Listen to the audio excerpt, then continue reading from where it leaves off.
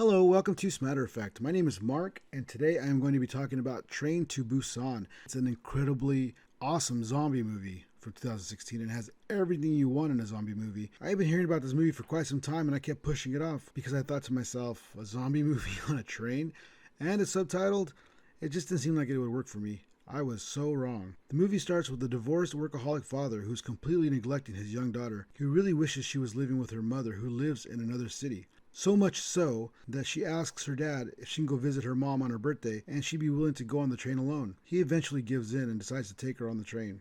The zombie apocalypse setup is standard fare, so I'm really not going to go over it here. The movie gets going quickly when someone gets on the train who has been bitten, and wow, I really love the way the movie handles the zombie transformations. They go from 0 to 60 so fast. They do this Michael Jackson Thriller twitching, and the moves they do are fantastic. I think they hired dancers for these roles. It's pretty amazing. At first, I didn't know what to expect from a movie from South Korea as far as how the killing and gore would be depicted on screen, but it delivers. The kills are many and the gore is fine. What really sets this movie apart from the million other zombie movies is the heart that this movie shows. Great characters who all have stories, they all have personalities, and they're consistent throughout. I really felt for these characters and I thought the acting was outstanding. There were touching moments that felt earned and not shoehorned in. On the train, we have a few different groups of people. We have the train crew, we have a baseball team, we have a husband and wife who is very pregnant. We have two elderly sisters, and we have a father and daughter. During the skirmishes with zombies, the daughter tries to help people, and the father keeps telling her, hey, let the others fend for themselves. Take care of yourself. And she tells him, hey, that's why mom left you, because she says you only care about yourself, and I care about others. Wow, I was like, wow. Later on, the pregnant wife tells the daughter that her husband can't make up his mind on a name for the child, and the husband laughs it off. The zombies take over the train very quickly, but the survivors work to isolate them since the reanimated cannot work the doors. The husband and pregnant wife are running to a car with the survivors in it, but everyone is yelling at the father to close the door since it doesn't look like the husband and wife will make it. But they do, and so the husband has a beef with the father from then on, which is pretty awesome. The train crew works to get them to the next stop so they can get off and leave the zombies behind on the train. But when they reach the next stop, it is overrun and things get really scattered. Most of the baseball team is wiped out, and some great action. And all that makes it back onto the train are one team member and his girlfriend, the husband and wife, the father and daughter, a few other passengers here and there, and a few of the train crew. However, at this point, the survivors are separated by several cars on the train, and this is where it gets really good. The father, the husband, and the baseball player decide they need to fight their way through a few cars to get their loved ones. And they team up and start kicking zombie butt in some cool action scenes. The husband goes full hero in this, and it is awesome. They start taping their hands up, start getting some baseball bats. It's pretty cool. They eventually get to another car, and then when they go into fight, the train moves through a tunnel, and the zombies can't see in the dark. This is a pretty cool twist. The zombies then hunt by sound at this point, so they move a few seats in, they sit down, and they throw a cell phone to the other end of the train, and they make a call, and the cell phone goes off, and the zombies chase it, and they get away. Easy enough. There's a moment in the restroom where the husband and father hide from the zombies in a restroom, and the husband tells the father that fathers can get a bad rap, and he thinks that when the daughter is older, she will understand why he works so hard and why he couldn't spend time with her. It's a pretty cool moment, and they try to connect with each other, and it's only for a minute, but it's pretty cool. When the pregnant wife and her husband, the father and daughter, and the baseball player and girlfriend, they all reunite in one car, but they still need to get one more car to get to the survivors, the rest of the survivors at the front. So they time it to the next tunnel, and in the darkness they climb on the luggage racks and crawl over to the end of the car. They make it and make a run for it to the other car, but where the other survivors are. But they close the door on them. They didn't want them in the car because they are afraid they're infected.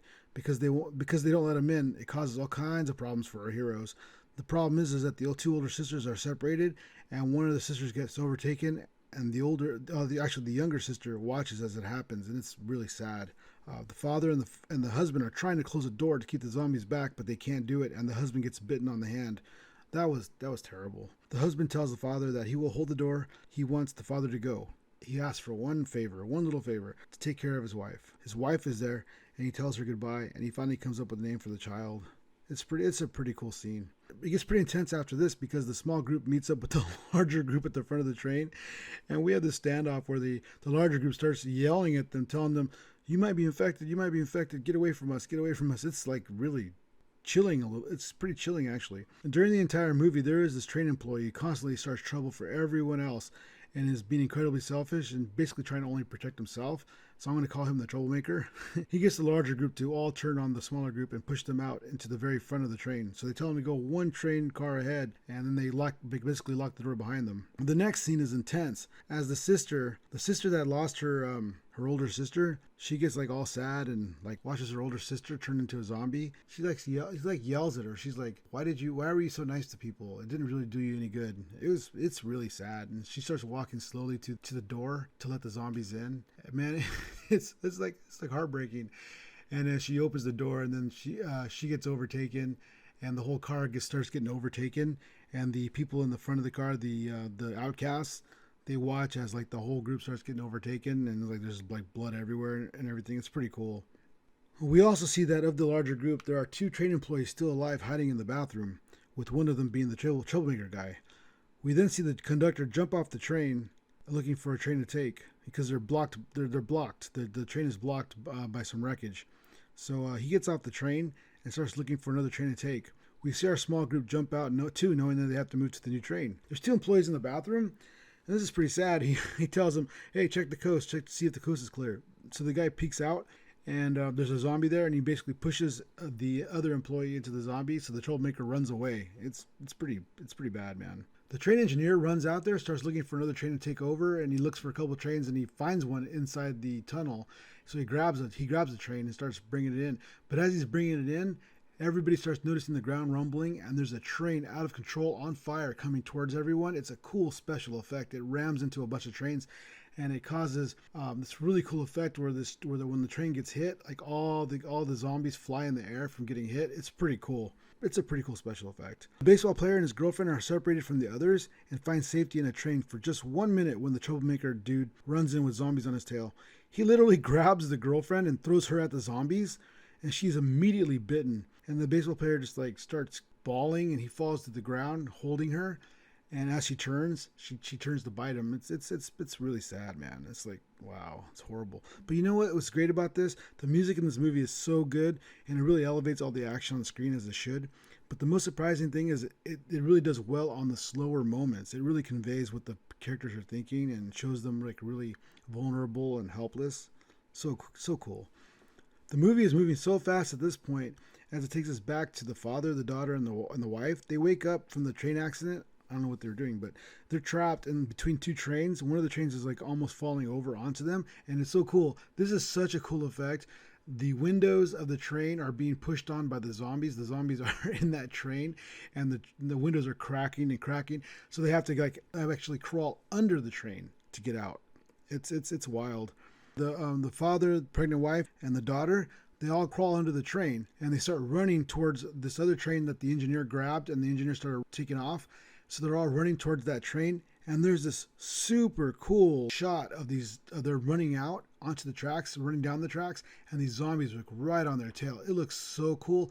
And during this time, right before this happened, the engineer was in the train, and he saw that troublemaker guy was coming, and he was being chased by a bunch of zombies, and he tried to go out there and try to help him, and the engineer falls down and gets overtaken by the zombies. And so the troublemaker gets onto the train platform, gets into the train cabin.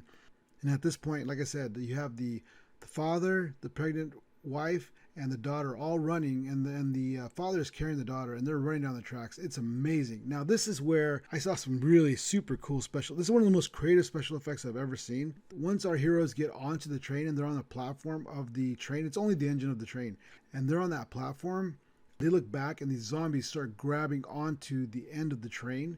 And as they're grabbing onto each other. So you have this whole, like almost a platform of zombies all holding onto each other. And not only that, but since they're dragging the train, the other zombies start seeing that there's a platform to crawl on. So they start crawling on the other zombies. And so the father has to start dodging them as he's trying to kick the zombies' hands off of the train. Such a cool scene. The special effects are absolutely amazing. The father kicks at their hands until they finally relent. Okay, so once he breaks free, once he gets all the zombies off, it's a pretty cool effect. The zombies are all left behind. So he walks into the cabin, and then the troublemaker's inside, and he's turning into a zombie. It's a pretty cool effect. But when he comes out, he's like, I have to get home. I have to get home to see my mom. Ma. He starts bawling like a baby. And the guy's like, hey, you're a zombie, dude. You're turning into a zombie. And he's like, I can't be turning into a zombie. It's kind of a sad scene. It's pretty cool. And then he turns into a zombie and he starts attacking him. And he starts attacking him, but he's not getting anywhere. He's in between the father and the wife and the daughter. And so he's in between them. So he turns to go towards the pregnant wife. And as he does that, the father just goes for it, jumps on the guy, and puts his hand over his mouth so that he can't bite the wife. But when he does that, it bites the father. Father like throws himself and the troublemaker guy off the train. The troublemaker zombie now throws him off the train. And when he does that, he's held on by a chain, so he's able to stay on. At this point, it's pretty sad because he knows he's going to turn. So he tells the wife that to go into the cabin, and they shows him that this is the break. Just slow it down when you get to safety and be careful. And he tries to talk to his daughter, but he can tell he's turning slowly, and he just tells her to stay with the wife. I love you, basically. And when he starts to walk away, he has to close the door because the daughter's a great actress. And she's crying, and she's like, Daddy, Daddy. And he's like, no, I gotta go. And so he goes, and he walks the other side of the train where he turns the corner, and he just starts crying like a baby. And he's just thinking about how much he loves his daughter. And he starts like thinking of all the memories of his daughter as he's slowly turning. And then when he finally knows this time, he lets himself fall off the train. It is such a cool scene. So the train comes to a stop because the wife puts on the brake because there's like some wreckage up ahead and there's a tunnel. So the wife and the daughter start walking through the tunnel, and there's an army sniper watching them walk through the tunnel, and the sniper is waiting for the orders to kill, and the order is given as they're walking through, and they're walking through uneven ground. They're tired, and they look like zombies because you can only see their silhouette. He's given the orders, but just when the order is given, the daughter starts to sing a song, and then the army rushes to their aid as the movie ends. This movie was fantastic. I highly recommend it to everybody, and I would definitely watch it. This really elevates zombie movies. Great storytelling. It's such a dramatic movie, but it has such great moments of levity, has great moments of sensitivity, has moments of bonding, family. It does such a good job. I would recommend it highly, and it's good for zombie movies. It's good for everybody. Everybody should watch this movie. I really recommend it, and I would give this movie a 9 out of 10. All right, thanks for listening. Have a good day. Bye.